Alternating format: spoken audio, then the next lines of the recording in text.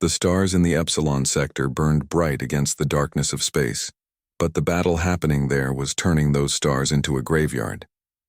Commander Vekthar stood on the bridge of his flagship, watching the tactical display with growing fear. The blue icons representing coalition forces were disappearing one by one, replaced by the red markers of Kreth Dominion ships. Vekthar had been fighting this war for 3 cycles now, and he had never seen his side win a major battle. The Kreth were too strong, too organized, and too ruthless. Their dark warships moved through space like predators, their weapons cutting through coalition shields as if they were made of paper. Today was supposed to be different. Today, the coalition had gathered every available ship to defend this sector, but it was not enough. The communication officer turned to Vekthar with worry in his large eyes. "Commander, we have lost another cruiser. The defensive line is breaking. We need to retreat." Vekthar wanted to give that order. Every instinct told him to save what was left of his fleet and run. But behind them were 3 civilian transport ships carrying thousands of refugees from nearby colonies. If the coalition fleet retreated now, those transports would be destroyed within minutes. He could not let that happen. "Hold the line," Vekthar said quietly. "We hold for as long as we can." Across the battlefield, War Master Zolrath watched the coalition forces crumble with satisfaction. He commanded 40 Kreth warships, each one a masterpiece of destruction. His species had been conquering worlds for centuries, and they knew how to break an enemy. The coalition was weak, divided, and afraid. Soon this sector would belong to the Kreth Dominion, and another step toward total victory would be complete. Zolrath was about to order his ships to finish off the remaining coalition vessels when something strange happened. Every screen on every ship in the combat zone suddenly displayed the same message. It appeared in multiple languages, flashing in bright yellow letters. "Caution. A human warship has entered the combat zone. All vessels are advised to maintain safe distance." Zolrath read the message and laughed. The sound echoed through his command chamber, and his officers joined in the laughter. Humans, the newest species to stumble into galactic society. They had only discovered faster-than-light travel 5 years ago. Their technology was primitive, their ships were outdated, and their understanding of galactic warfare was laughable at best. "A human ship?" Zolrath said, still amused. "I have heard of these creatures. They have one old cruiser that patrols empty space. They think they are warriors because they fight among themselves on their little planet." His tactical officer brought up information on the approaching vessel. The ship was designated USS Defiance. It was smaller than most coalition cruisers and appeared to be traveling alone. No escort ships, no support fleet, just one single human vessel approaching a battlefield with 40 Kreth warships. "Should we destroy it, War Master?" the tactical officer asked. Zolrath waved a clawed hand dismissively.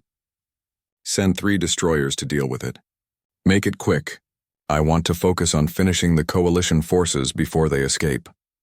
On the coalition flagship, Vekthar also read the warning message with confusion. He had met humans before at diplomatic gatherings.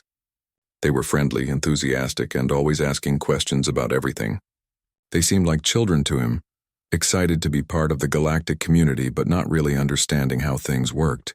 He liked them well enough, but he did not see how one human ship could make any difference in this battle. His scanner officer called out, "Commander, I have the human vessel on sensors." "It is moving fast. Very fast." "How fast?" Vekthar asked. "Faster than any cruiser should be able to move, sir. It is approaching the Kreth formation at maximum combat speed." Vekthar felt a small spark of hope in his chest, though he tried not to let it grow. Perhaps the humans would provide a distraction, maybe buy a few more minutes for the civilian transports to get away. He watched his display as a new icon appeared, marking the human ship's position. The USS Defiance cut through space like a blade. On its bridge, Captain Jake Morrison sat in the command chair, his eyes fixed on the main view screen. He was a tall man with short brown hair and a face that rarely smiled during combat.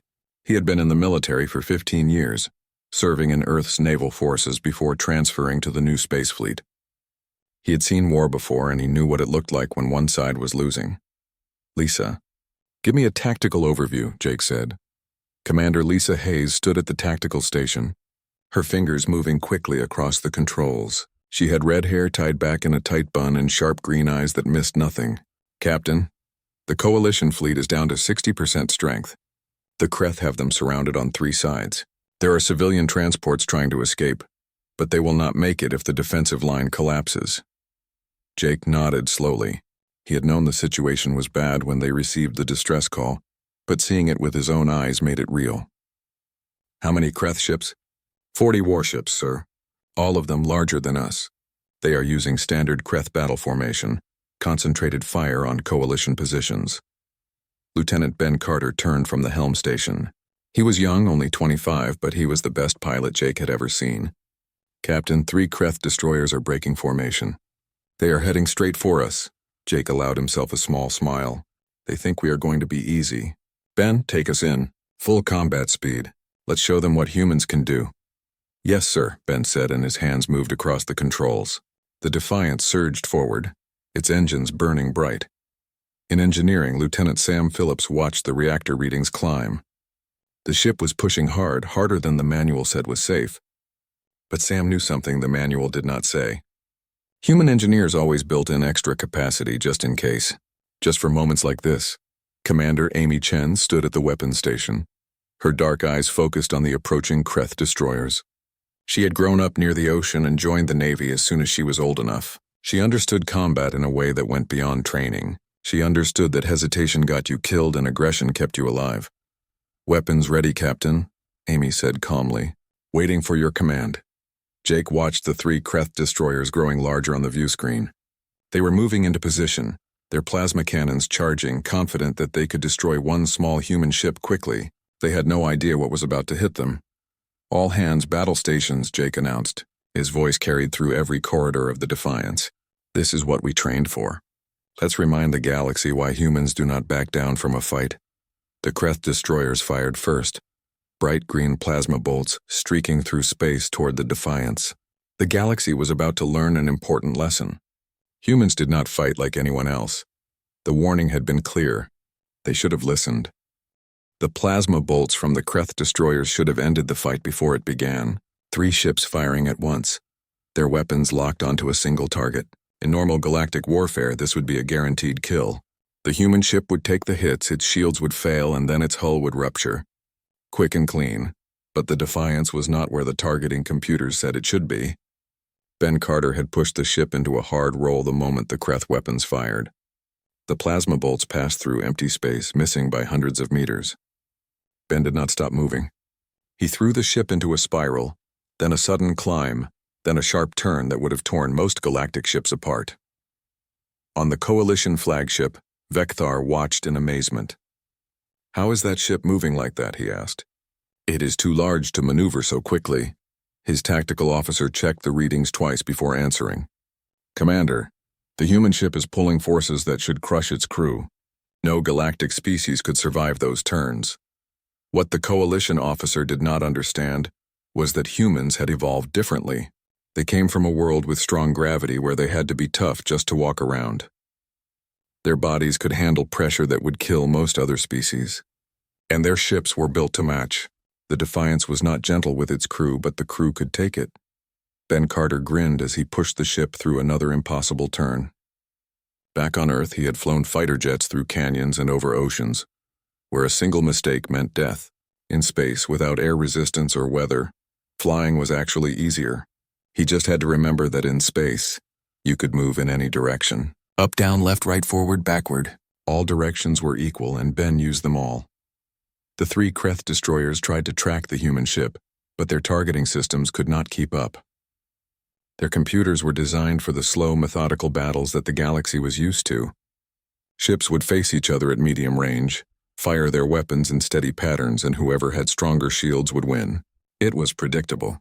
It was organized. It was nothing like what the Defiance was doing. Captain Jake Morrison watched the tactical display and waited for the right moment. Amy, how are our firing solutions? Commander Amy Chen smiled. I have all 3 destroyers locked, Captain. They are so focused on trying to hit us that they have not even raised their rear shields. Fire at will, Jake said. The Defiance opened fire, but not with energy weapons like the Kreth expected. Instead, the ship launched solid projectile rounds from its railguns. The rounds were made of tungsten, a dense metal found on Earth. They were accelerated to incredible speeds by magnetic fields. turned into bullets the size of telephone poles traveling at a fraction of the speed of light. The first Kreth destroyer never saw it coming. The tungsten rounds punched through its shields as if they were not even there. Galactic shields were designed to disperse energy, to spread out the heat and force of plasma weapons and lasers. They did nothing against solid metal moving at extreme velocity. The rounds tore through the destroyer's hull, ripping apart internal systems and causing explosions throughout the ship. The second destroyer tried to bring its weapons around to face this unexpected threat. But Amy had already launched missiles. These were not simple explosive rockets. Each missile had its own small computer brain, its own sensors, and its own ability to dodge and weave.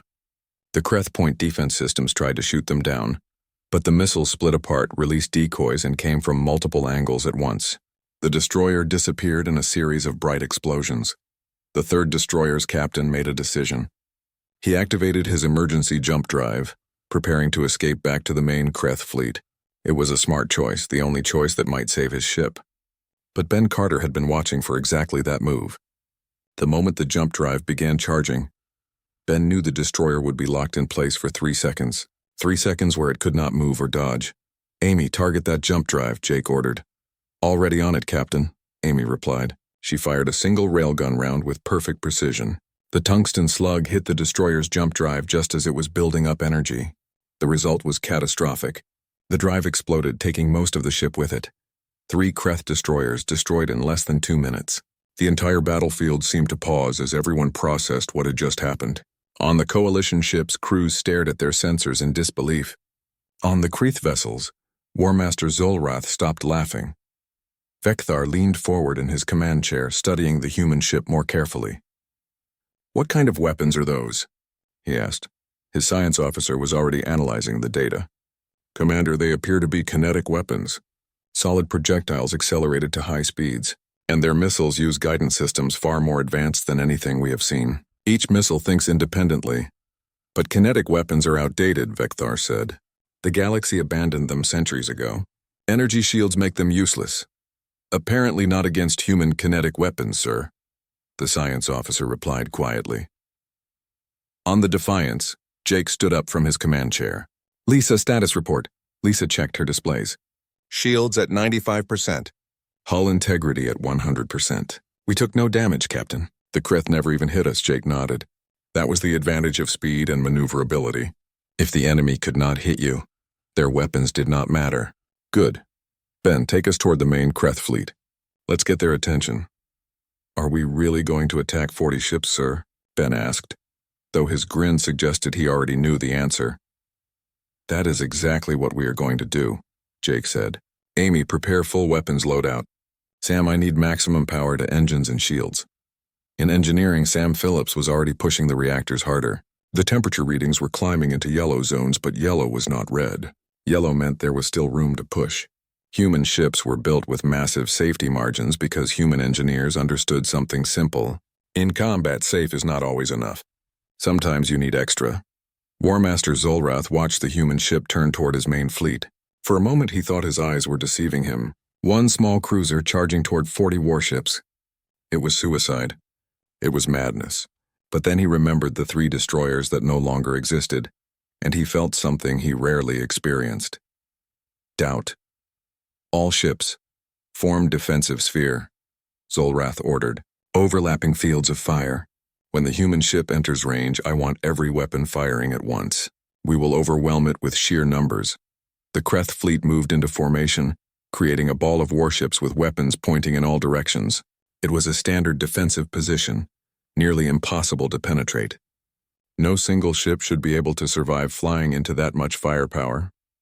Jake Morrison studied the Kreth formation on his tactical display. He had seen similar formations before, back when he studied Earth's naval history. Defensive circles had been used by everything from ancient sailing ships to modern carrier groups. They were effective against conventional attacks, but the key word was conventional. "Ben, I need you to do something difficult," Jake said. "I am ready, sir," Ben replied. "We are going to orbit their formation at maximum speed. Stay just outside their effective range. I want them to waste ammunition trying to hit us." Lisa looked up from her station. Captain, if we maintain that speed for too long, the stress on the ship will be significant. I know, Jake said. But we do not need too long. We just need to make them angry enough to make mistakes. Amy, prepare harassment fire. Keep them busy. Make them think we are trying to wear them down. Amy understood immediately. Missiles and long-range kinetic rounds. Make them use up their defensive ammunition. Exactly, Jake said. Sam, how long can you give me maximum combat speed? Sam's voice came through the communication system from engineering. I can give you 10 minutes before we need to cool down, Captain. Maybe 12 if you do not mind some red warning lights. 12 it is, Jake said. All stations execute. The Defiance began its high-speed orbit around the Kreth formation. Ben kept the ship moving in unpredictable patterns, never staying on the same course for more than a few seconds. Amy launched missiles and railgun rounds in a steady stream, forcing the Kreth to activate their point defenses constantly. The Kreth ships fired back, thousands of energy bolts and plasma charges filling the space where the Defiance had been moments before. Vekthar watched the human ship dance around the Kreth fleet like a fighter challenging a giant. It made no sense by galactic standards, but it was working. The Kreth were burning through ammunition, their gunners getting frustrated, their formation starting to shift as individual captains tried to get better firing angles. That human captain knows what he is doing, Vekthar said with growing respect. He is not trying to win yet.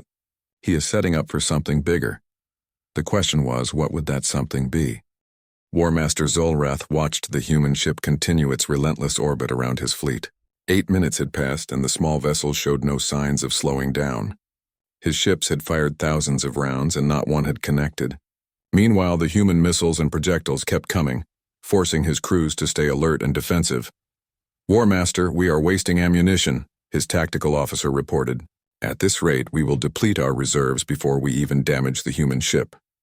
Zolrath's claws tapped against his command throne. The officer was right, but ordering his ships to stop firing would look like weakness.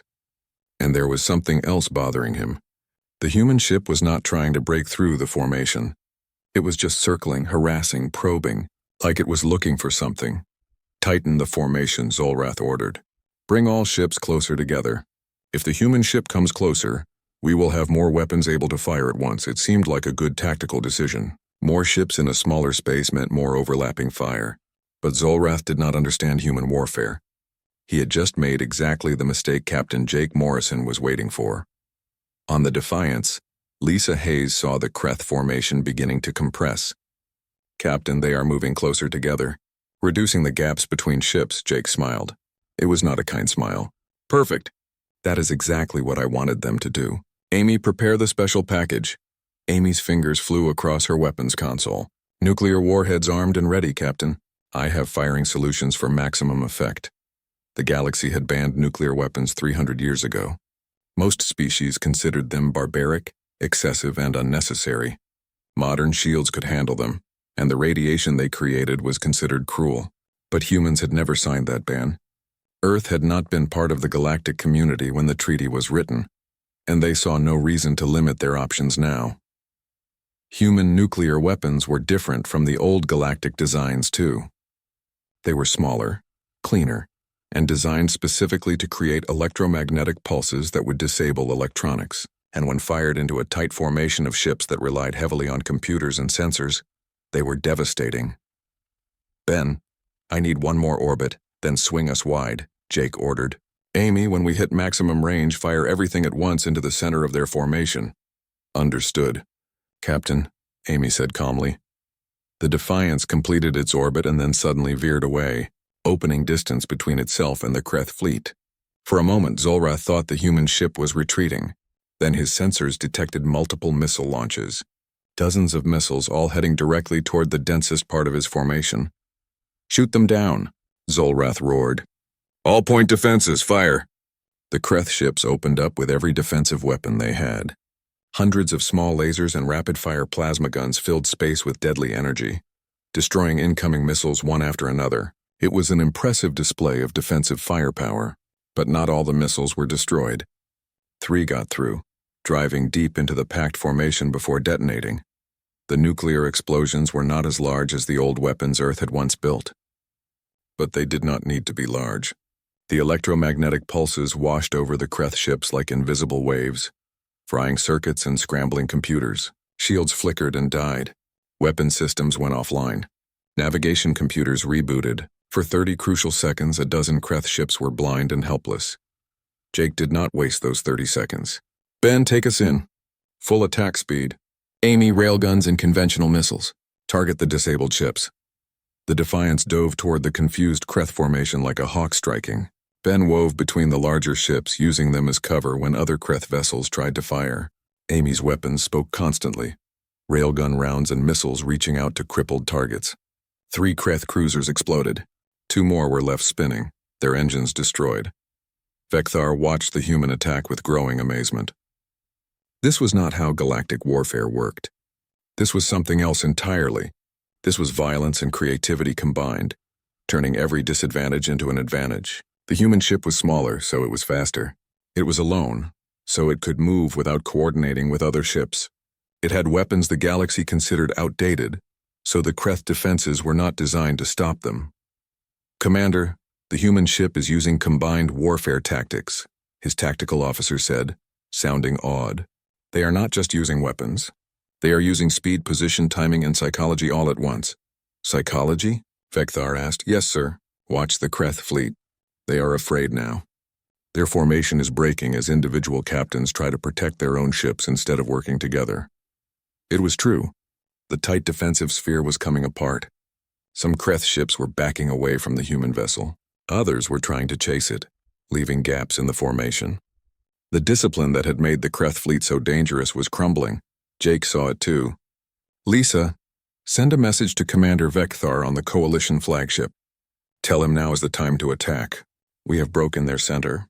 If the Coalition pushes through, we can split their fleet in half. Lisa sent the message and received a response within seconds. Captain, Commander Vekthar acknowledges.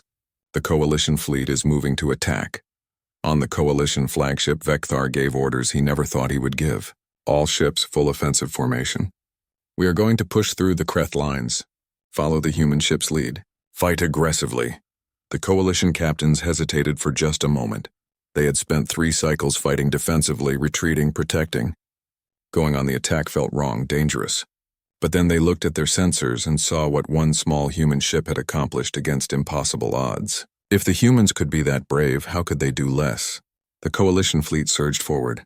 Suddenly, the Kreth found themselves caught between the Defiance tearing through their formation and a reinvigorated Coalition fleet pressing from the other side. Ships that had been hunting the human vessel now had to turn to face new threats. The defensive sphere collapsed completely. Sam Phillips in engineering watched the reactor temperatures climb into the red zone. The ship had been running at maximum combat power for too long.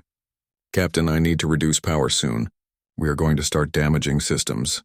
Just a little longer, Sam, Jake replied. We are almost there. Almost where, Sam wondered, then he saw it on the tactical display. The Defiance was not just attacking random targets. It was moving in a specific direction, cutting through the Kreth formation toward one ship in particular, the flagship. The ship where War Master Zolrath commanded the entire Kreth fleet. Zolrath saw the human ship coming toward him and felt something he had not experienced in decades of warfare. Fear. Not fear of death, though that was part of it. Fear that he had completely misunderstood what he was facing. The humans were not primitive newcomers stumbling around the galaxy. They were warriors from a world that had never known peace, where entire civilizations had risen and fallen through war. They had thousands of years of combat experience encoded in their culture, their training, their instincts. All ships protect the flagship, Zolrath ordered.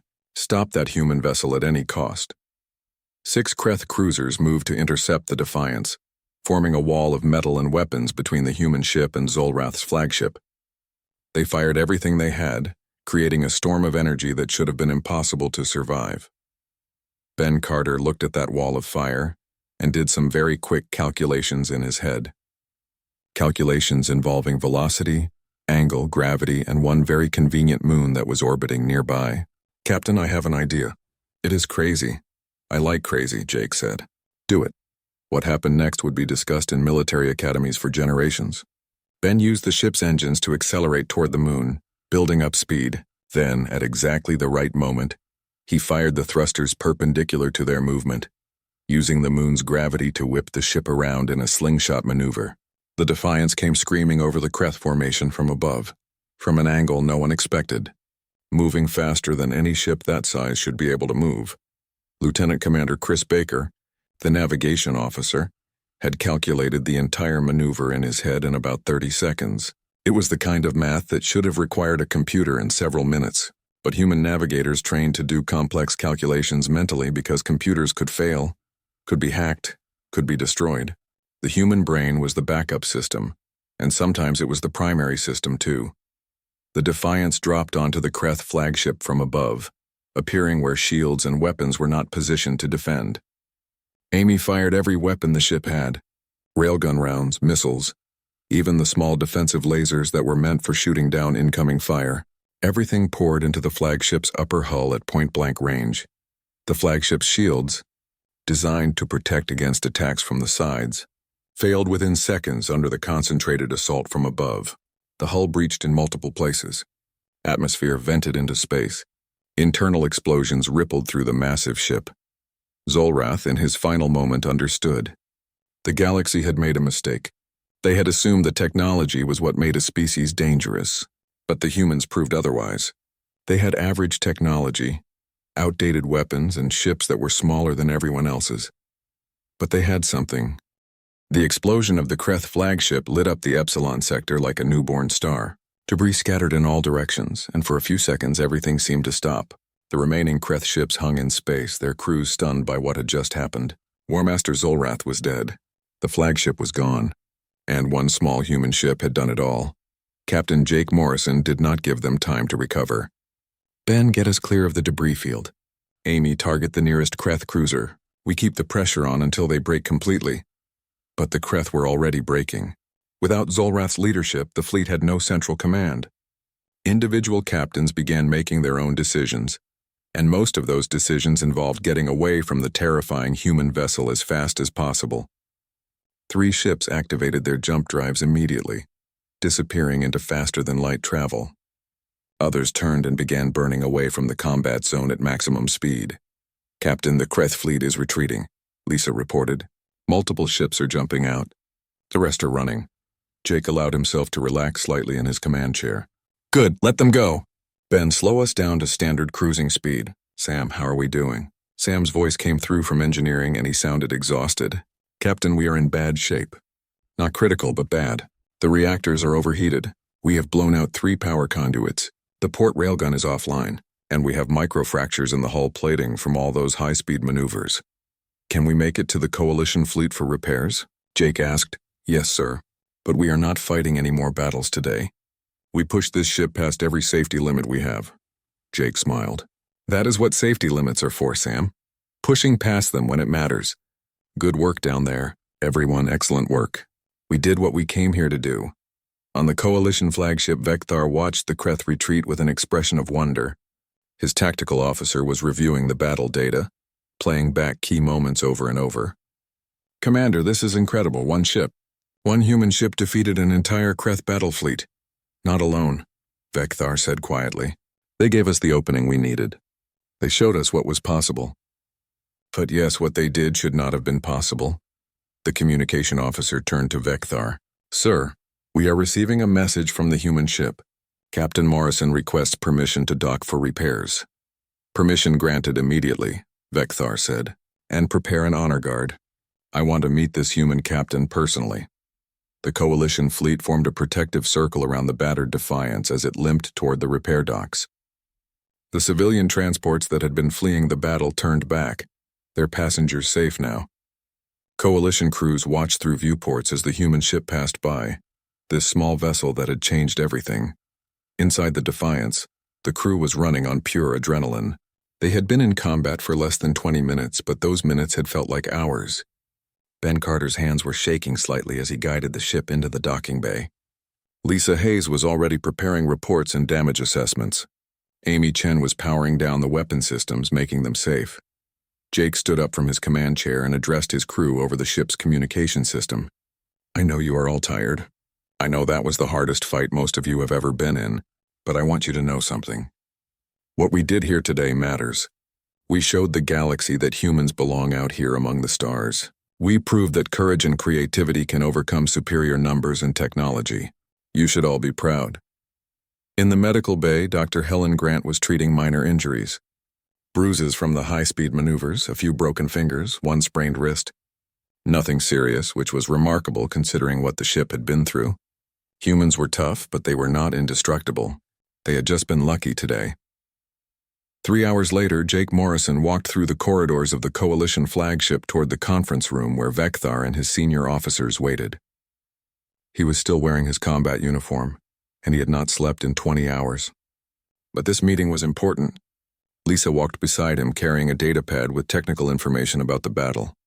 The conference room was large and decorated in the Coalition style, with smooth walls and soft lighting. Vekthar stood when Jake entered, and the other Coalition officers followed his example. It was a sign of respect, and Jake appreciated it. "Captain Morrison," Vekthar said, extending his hand in the human custom he had learned, "you have done something today that I did not think was possible. You have given the Coalition its first major victory against the Kreth in 3 cycles." Jake shook Vekthar's hand. "We did it together, Commander. Your fleet pushed through when it mattered. We just opened the door." "You destroyed their flagship and half their fleet with 1 ship, Vekthar replied. "How did you do it? Your technology is not superior to ours. Your ship is smaller. By all galactic standards, you should have been destroyed in the first minute of combat." Jake gestured to Lisa, who brought up images and data on the conference room display. "Commander, humans have been fighting wars for our entire history. We have never had a period of galactic peace like you have. On Earth, we have thousands of years of military knowledge, tactics, and experience. We study every battle, every victory, every defeat. We learn from them." Lisa pulled up historical images from Earth, ancient armies, naval battles, air combat, tank warfare. "We learned that superior numbers do not always win. We learned that speed and surprise can overcome heavy armor. We learned that the side willing to take risks often defeats the side playing it safe. And we learned that every weapon, every technology, every tactic can be countered if you are creative enough." Vekthar studied the images carefully. "You fight differently than we do." "Yes," Jake agreed.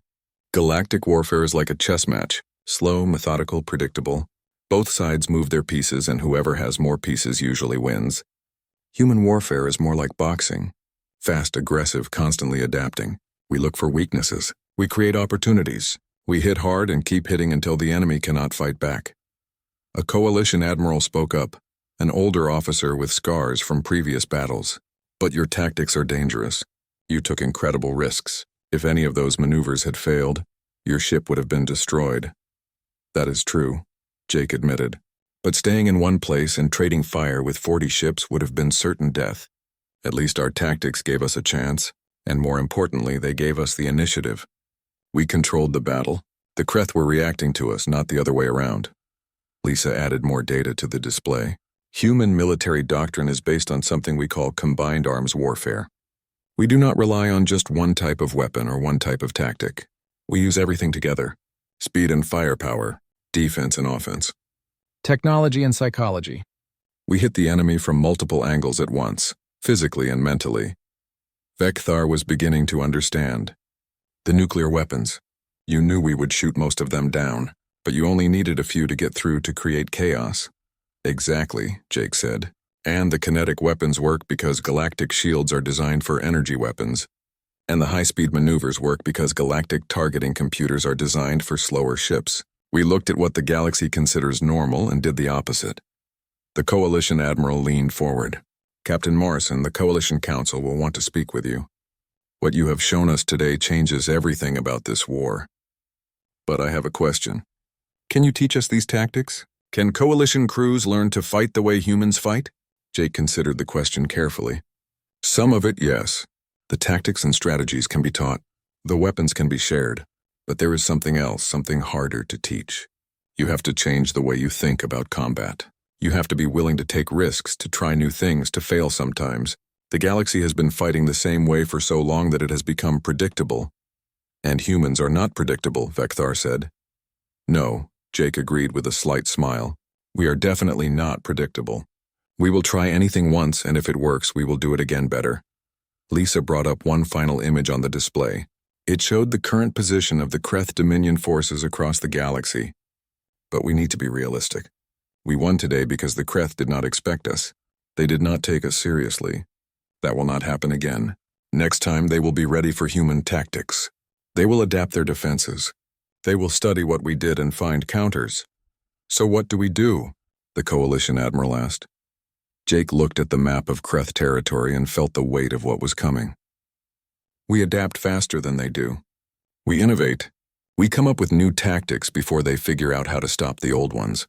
That is what humans do best. We never stop learning, never stop improving, never stop fighting. Vekthar stood and walked to the display, studying the tactical data. The Coalition has been fighting a defensive war, trying not to lose. You humans are fighting to win. That is the difference. Yes, Jake said simply. We did not come out here to survive. We came out here to thrive. And we will do whatever it takes to protect our friends and defeat our enemies. 3 days after the battle, the Coalition Council arrived in the Epsilon sector.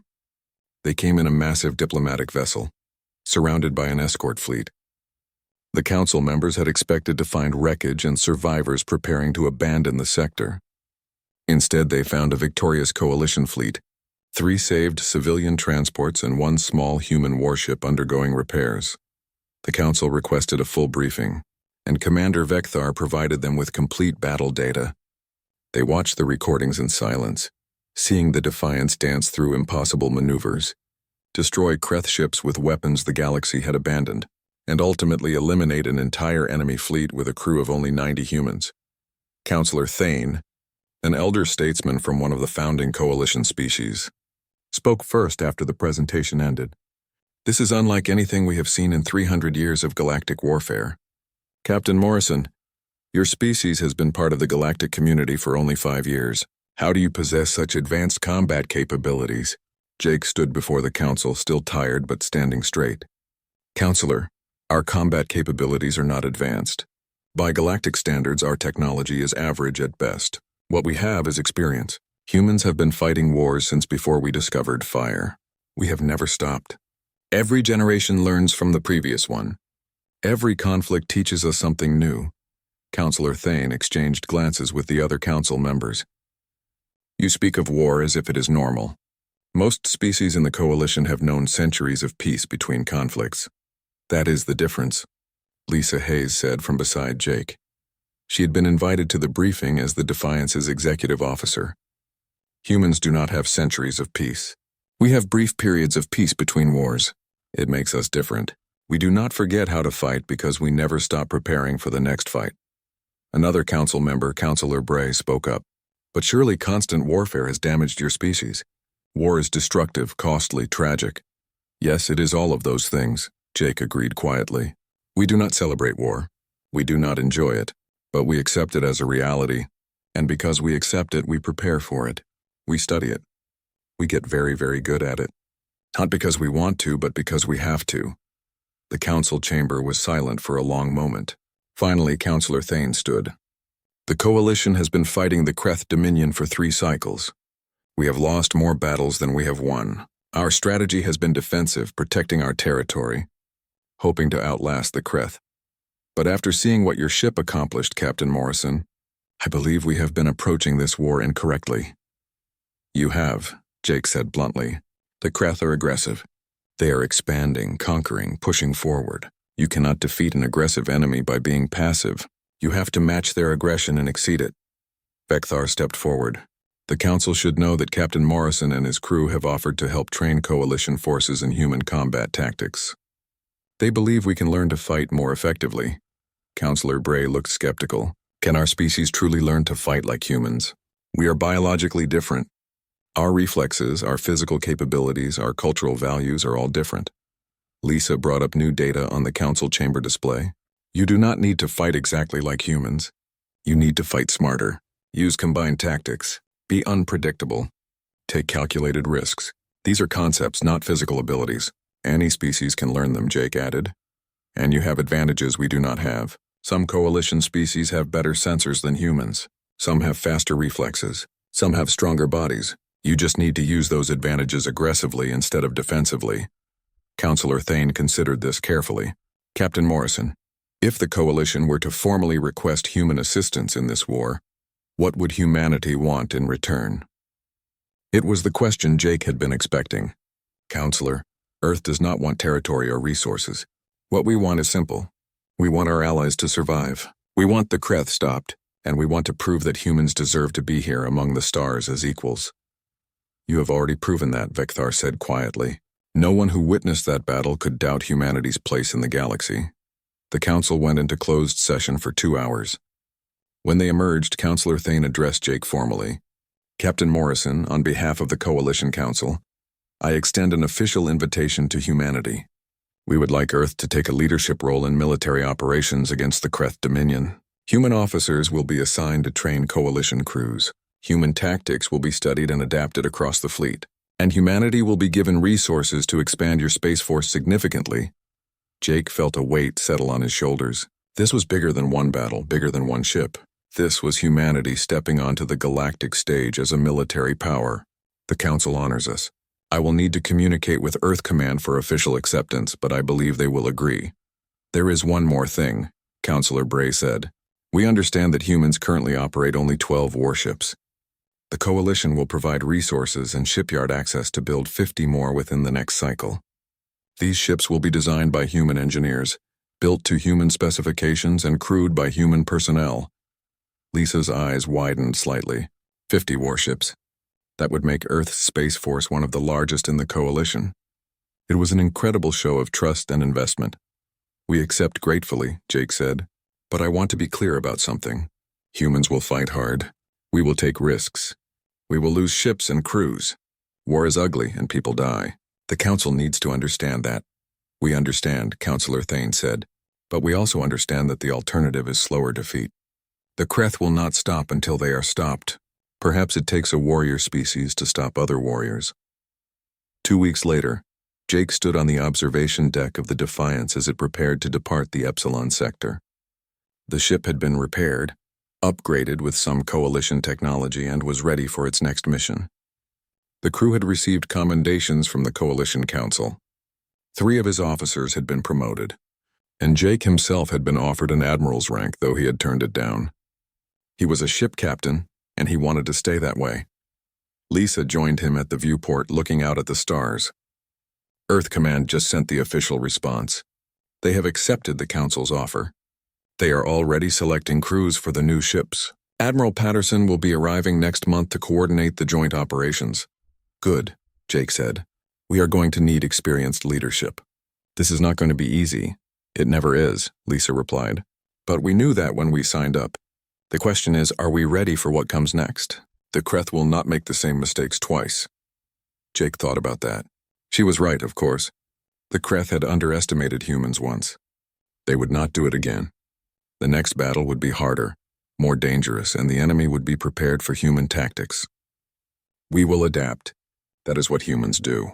The Kreth will prepare for what we did last time, so we will do something different next time. We will stay one step ahead. And if they catch up? Lisa asked. Then we take 2 steps ahead, Jake said with a slight smile. Lisa, humans have been the underdog for most of our history. We have faced enemies with better weapons, larger armies, superior positions, and somehow we keep finding ways to win. Not because we are stronger or smarter than everyone else, but because we never give up, and we are willing to try things that seem impossible. Ben Carter's voice came over the communication system. Captain, we are cleared for departure. Helm is ready when you are. Jake took one last look at the Epsilon sector, the place where humanity had proven itself to the galaxy. Then he turned toward the bridge. Let's go, Lisa. We have a war to win.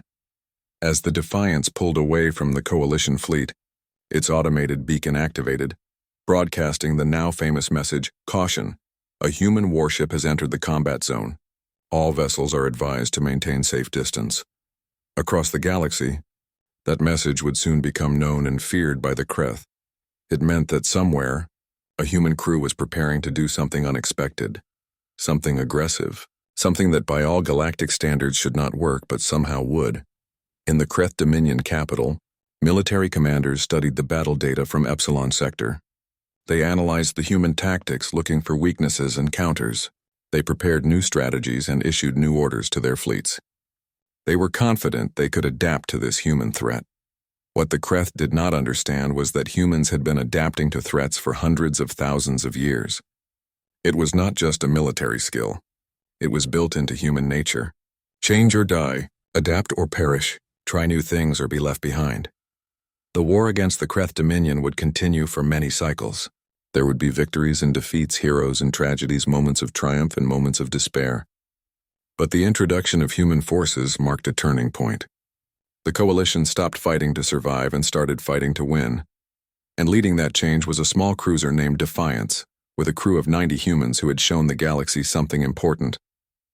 The most dangerous weapon in any war is not found in weapons bays or shield generators. It is found in the hearts of those who refuse to accept defeat, who look at impossible odds and see opportunities instead of obstacles, who stand up always.